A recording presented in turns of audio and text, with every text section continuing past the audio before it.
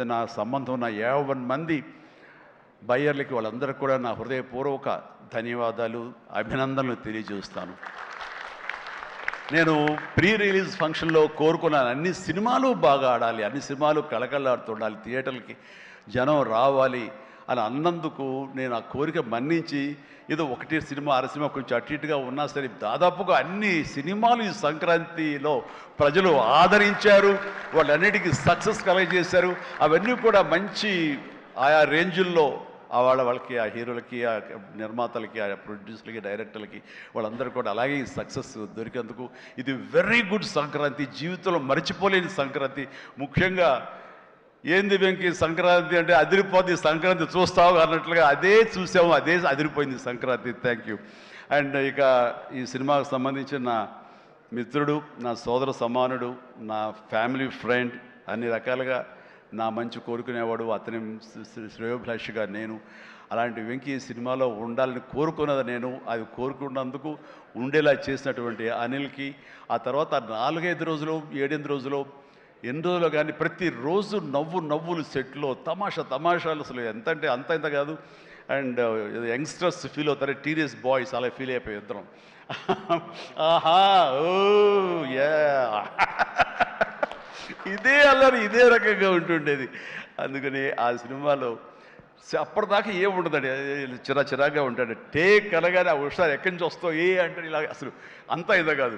And నా సాంగ్స్కి అతను dance చేయటం, అతని సాంగ్ నేను రిపీట్ చేయటం, ఇలాంటి కాన్సెప్ట్ పెట్టి ఇద్దరి మధ్య బ్యాలెన్స్ చేసి ఎవ్వరికి ఏ అసంతృప్తి లేకుండా చేసి well knitted film with 2 super stars, 2 big stars అన్న కలిసి తన తెలివితేటలను ప్రదర్శించుకున్నాడు అనిల్ రియల్గానే. ఇతని డైరెక్షను, ఇతను కన్సీవ్ చేసినటువంటి ఆ సాంగ్, ఆ సీన్స్, ఇవన్నీ కూడాను అవి వెంకీ ఇంట్రో కానీ అవన్నీ చూస్తుంటే ఎంత ప్లాన్ చేశాడు, ఎంత బాగా ఆలోచించాడు అంటే అంత ఇంత కాదు. అండ్ అందుకని ఎంత పెద్ద యాక్టర్లతోనే సరే, ఎంత పెద్ద సినిమా సరే హ్యాండిల్ చేసేంత కెపాసిటీ, క్యాపబిలిటీస్ ఉన్నటువంటి ఫ్యూచర్, మన Telugu industry future Anil Ravipudi.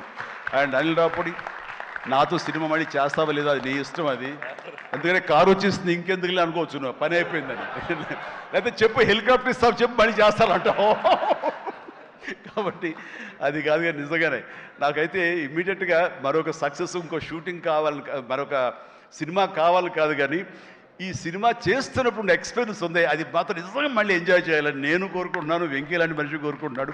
But ఎవరికి వస్తుందో ఛాన్స్, ఎలా వస్తుందో తెలియదు. ఇద్దరికి కలిపి వచ్చి ఫుల్ ఫెడ్జెడ్ సినిమాలు ఉంటే మాత్రం ఇద్దరిని చాలా చక్కగా బ్యాలెన్స్ చేయగలడు అన్న భరోసా, నమ్మకం ఇప్పుడు ఇండస్ట్రీకి, మాకు అందరికి ఇచ్చేశాడు. కాబట్టి definitely it has to happen when he only knows, nobody knows.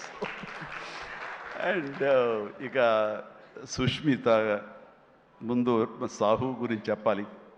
Very composed person, నవ్వే గగనం అన్నట్లుగా అసలు నవ్వడం కూడా ఉండదు. ఏ మనిషి సీరియస్ మనిషి ఏమో అనుకుంటాను. హాయ్ గుడ్ మార్నింగ్ సాహు అంటే సార్ అంతే, హలో అంతే తప్ప మళ్ళీ రోజంతా ఏదో ఉంటుంది, మరీ ఏదో ఇంట్రెస్టింగ్ ఉంటుంది. అలాంటిది ఈ సినిమా ఫస్ట్ టైం రషెస్ చూసిన తర్వాత వచ్చి మాట్లాడాడు, తెగ మాట్లాడి కొట్టేస్తామండి, ఇంకా నేను సినిమా మిగతా సినిమా చూడాల్సిన అవసరం లేదు, చాలా బాగుంది, థియేటర్లో చూసుకోవటమే అదిరిపోయింది అని అంటే అతను ఆ మాత్రం ఎక్స్ప్రెషన్ ఇవ్వడం అనేది చాలా పెద్ద విషయం అండి. అన్నాడంటే కనుక సినిమా అంత గ్రేట్ హిట్ అయిపోతుంది అని అన్నాడు. ఆ రోజే ఈ విజయం గురించి ముందుగా హింట్ ఇచ్చిన వ్యక్తి సాహు గారపాటి. అండ్ తన కంపోజ్డ్ నేచర్ కానివ్వండి, తను చిన్న వయసులోనే తీసిన సినిమాలు తక్కువైనా సరే వాటిని సమర్థవంతంగా వాటిని తెరపైన సెట్స్ పైన నడిపించిన విధానం కానివ్వండి, అటు ఎగ్జిబిట్ చేసిన విధానం కానివ్వండి, అది చాలా చాలా బాగుంది. అండ్ ఆర్టిస్టులు అందరినీ కూడా చాలా బాగా చూసుకున్నాడు. ముఖ్యంగా వాళ్ళ వైఫ్ అర్చన కూడా ఒక ఫ్యామిలీలాగా కలిసిపోయింది అనమాట. And thank you so much. మళ్ళీ ఇంకోసారి కూడా చెప్పే అవకాశం ఇంకో స్టేజ్ మీద ఇస్తారు అనుకుంటున్నాను మీరంతా. Thank you so much. ఇక సుష్మిత విషయం నేను చెప్పాల్సి వస్తే, తను ఈ ఇండస్ట్రీలో తను రావాలి అని నిర్ణయించుకున్న తర్వాత ఫస్ట్ చెప్పింది రామ్ చరణ్కి, రా అని అక్క, నువ్వు డెఫినెట్లీ దిస్ గ్రేట్ ఇండస్ట్రీ, మనం ఇక్కడ అందరినీ మనం కనుక ఇది ఇక్కడ మనకి ఏం కావాలి, ఏ బ్రాంచ్లో మనం వెళ్ళాలి అని అంటే నాకు అదేమి లేదు, సినిమా ఇండస్ట్రీ నేను ఎందులో నేను రాణించగలను అనేది నాకు ఐడియా లేదు, ఫస్ట్ ఆఫ్ ఆల్ ఏదో ఎంటర్ అవ్వాలి అంటే ఓ పని నా కాస్ట్యూమ్స్ అవి చూసుకోండి. రంగస్థలంలో తన కాస్ట్యూమ్స్ గురించి, రంగస్థలంలో కాస్ట్యూమ్స్ ఏమున్నాయి పాప, ఏముంటాయి అంటే ఏదోనా సరే లుంగి కానీ అది కానీ ఆ గెటప్ కోసం అని చెప్పి తను సుకుమార్ వాళ్ళందరి దీంట్లో డిజైన్ చేసుకుంటే చాలా రస్టిక్గా ఉండాలి, చాలా ఇదా ఉండాలి అంటారు. వాళ్ళు చెప్పిన మాట ఏంటంటే ఒక చిరంజీవి గారు అమ్మాయి రామ్ చరణ్ సిస్టర్ అన్న ఫీలింగ్ లేకుండా గబుక్కుని ఏదో ఒక లుంగి కావాలంటే రాజమండ్రి ఆ ప్రాంతంలో కారు వేసుకుని తనే బయలుదేరి షాప్ తిరిగి డైరెక్టర్ కోరుకున్నటువంటి ఆ క్లాత్ కోసం తను తిరిగి చెమట కక్కుకుంటూ వచ్చి చేసింది అని చెప్పినప్పుడు నేను చాలా అంత కష్టపెడతా ఎవరు ఉంటారు కదా అసిస్టెంట్ అంటే నాకేం తెలియదు, మళ్ళీ వాడిని పంపించితే ఏం చేస్తారో ఏమో తెలియదు, నేనే వెళ్ళానంటూ అంటే కష్టానికి నెరవక నాన్న నుంచి కానీ తర్వాత తమ్ముడి నుంచి కానీ ఈ ఇండస్ట్రీలో రాణించాలంటే కష్టం ఒక్కటే పరమావధి, కష్టం ఒక్కటే నిజమైనటువంటి ఆయుధం, ఆ ఊతం అని తెలుసుకున్న మనిషిగా నాకు చాలా ఆనందం వచ్చింది. తను ఏవైనా ఇండస్ట్రీలో చేయగలదు, సాధించగలదు నమ్మకం. ఫస్ట్ టైం ఆ రాజమండ్రి వీధుల్లో తను ఎవరో మర్చిపోయి ఒక కాస్ట్యూమర్ లాగా పరిగెత్తిందంటే that is the best thing. నేను దాన్ని మనస్ఫూర్తిగా దాన్ని హర్షిస్తున్నాను, వెల్కమ్ చేస్తున్నాను. ఆ తర్వాత నేను సినిమాలు చేసి ప్రొడ్యూసర్గా చేయాలనుకుంటున్నాను. నాకు ఇంట్రెస్ట్ కలుగుతుంది, ఇక్కడే సెటిల్ అవ్వాలనుకుంటే ఇది వండర్ఫుల్ ఇండస్ట్రీ అమ్మా. ఇక్కడ నువ్వు రాణించాలి అంటే కనుక ఖచ్చితంగా నీకు అవకాశం ఉంటుంది. ఇది ఒక దీనిలాగా ఎంతమంది వచ్చినా సరే అంతమందికి ప్లేస్ ఉంటుంది. అది ఎవరు రాణిస్తారు ఎవరు రాణించరు అనేది మన వ్యక్తిగత కష్టాన్ని బట్టి మన యొక్క గోల్స్ని బట్టి ఉంటాయి ఇక్కడ. కాబట్టి ఇంకొక విషయం, ఇండస్ట్రీ ఈ పరిశ్రమ సినీ పరిశ్రమ అనేది అద్దం లాంటిది. మనం ఎలాగా ఉంటామో మన స్వభావం కానీ మన ఆహార్యం కానీ మన థాట్స్ కానీ మన స్వభావ భావాలు కానీ ఇవన్నీ మన వ్యక్తిత్వం కానీ ఎలా ఉంటుందో అలాగే మనకి రిజల్ట్ కనబడుతుంటుంది. ఆ అద్దం కూడా మనం అలాగే చూస్తుంది, ఇండస్ట్రీ కూడా అలాగే మనకి రిజల్ట్ ఇస్తుంటుంది. నీ వ్యక్తిత్వం బాగుండాలి, నీ అప్రోచ్ బాగుండాలి, నీ కష్టం బాగుండాలి, అంతకంత రిజల్ట్ ఇస్తానే ఉంటుంది ఇండస్ట్రీలో. దీన్ని కేర్లెస్గా ఉన్నా సరే, ఒక యాటిట్యూడ్ ఉన్నా సరే, చూద్దామని అప్రముఖంతో ఉన్నా సరే అది కూడా నీ పట్ల అప్రముఖంగానే ఉంటుంది, ఏది అంతంత మాత్రంగా చూస్తుంది. నేను అనుభవపూర్వకంగా చెప్తాను. అన్నప్పుడు నేను ఫస్ట్ సినిమా చేయాలనుకుంటే మా ఇంట్లో ఉన్న హీరోస్ తోటి ఏ హీరో తను కాదంటారు, ప్రతి ఒక్కరిని ప్రతిరోజు కలుస్తుంది, ఒక కత్తి తెచ్చుకుంటే ఏ హీరో తను కాదంటారు. కానీ నేను వాళ్ళతో చేయండి డాడీ, నేను ఫస్ట్ ఆఫ్ ఆల్ ఎక్స్పీరియన్స్ సంపాదించాలి, గ్రౌండ్ రియాలిటీ తెలుసుకోవాలి అంటూ తను వెబ్ సిరీస్ మొదలుపెట్టింది, వెబ్ ఫిల్మ్స్ మొదలుపెట్టింది. అమ్మా ఇదే లాభం ఉంటుందంటే లాభం ఉండదు డాడీ, ఏదో లక్షల్లో మిగులుతుంది లేదని ఒకసారి అది కూడా ఇదైపోతాయి. కానీ నాకు ఎక్స్పీరియన్స్ గెయిన్ చేస్తాను, ఎక్కడెక్కడ ఏమిటి ఎన్ని డిపార్ట్మెంట్లు ఉంటాయంటూ ప్రతి డిపార్ట్మెంట్ని చవి చూస్తూ దానిలో ఒక ఎక్స్పీరియన్స్ గెయిన్ చేస్తూ, అలాగే తన ఫిలిమ్స్ తీసింది, చిన్న ఫిలిమ్స్ చిన్న హీరోలతో చేసినప్పుడు తను ఒక కాన్ఫిడెన్స్ గెయిన్ చేసుకుంది. అంతేగాని మాకు రెడీమేడ్ కేక్ వాక్ ఇక్కడ సినిమా తీయటం మా అండదండలో నాన్నగారు వాళ్ళందరూ ఉన్నారు కాబట్టి అని అనుకోలేదు.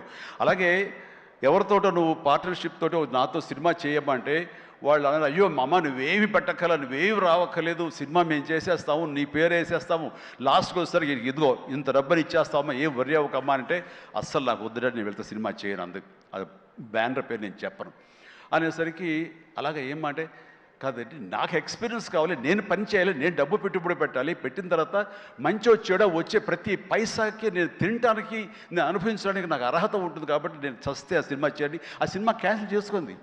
సో వదిలేశాను నేను. సాహుతోటి సినిమా అన్న తర్వాత సాహు తను కూర్చుని చెప్పండి మీరు ఎంత పెడతారు, నేను అంతే పెడతానని సగం డబ్బు సొంతంగా పెట్టింది, మిగతా డబ్బు బయట నుంచి అప్పు తీసుకొచ్చింది పెట్టింది తప్ప నేనైతే న్యాయపైస ఇవ్వలేదు. ఆ పైపెచ్చు ఇద్దరి నుంచి నాకు టైంకి కావాల్సిన రెమ్యునరేషన్ ఆయా సమయాల్లో నేను తీసుకుంటూనే ఉన్నాను తప్ప అది నేను ఇవ్వలేదు. అంత ప్రొఫెషనల్గా బిహేవ్ చేసింది. ఈ రోజున ఈ రిజల్ట్లో సాహు ఎంతగా అనుభవిస్తున్నాడో ఇది నా సినిమాని గర్వంతో నేను డబ్బులు పెట్టుబడి పెట్టి డబ్బు సంపాదించుకుంటున్నాను అదే గర్వంతో తను కూడా ఉంది. కాబట్టి ఈ రోజున ఒక డాటర్గా సుష్మిత చూస్తే నేను గర్వపడుతున్నాను, ఎప్రిషియేట్ చేస్తున్నాను, మనస్ఫూర్తిగా ఓ బిడ్డగా నేను గర్వపడుతున్నాను. థ్యాంక్స్ రా, యూ డిజర్వ్ ఇట్.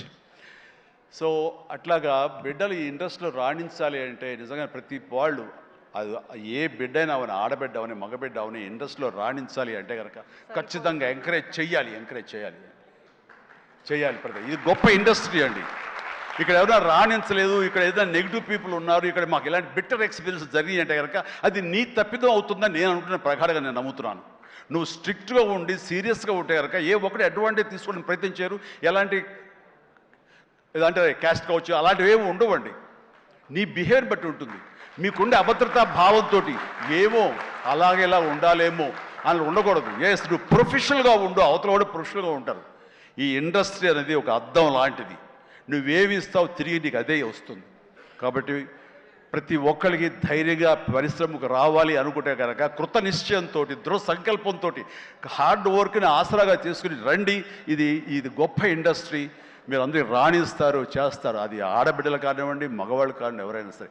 సో అది నేను వెల్కమ్ చేస్తున్నాను. దానికి ప్రత్యక్ష సాక్ష్యం సుష్మిత, అలాగే దత్తు గారి పిల్లలు స్వప్న దత్, ఇలాంటి వాళ్ళందరూ కూడా ఎంతోమంది, ఇది ప్రధానంగా ఇంత డిస్ట్రిబ్యూటర్స్ తరపునట్టు మాట్లాడిన సుప్రియ, వీళ్ళందరూ కూడా ఆ స్థాయి వాళ్ళు. అండ్ తర్వాత ఇక లాస్ట్ టైం నేను టెక్నీషియన్స్ గురించి పెద్దగా ఫోకస్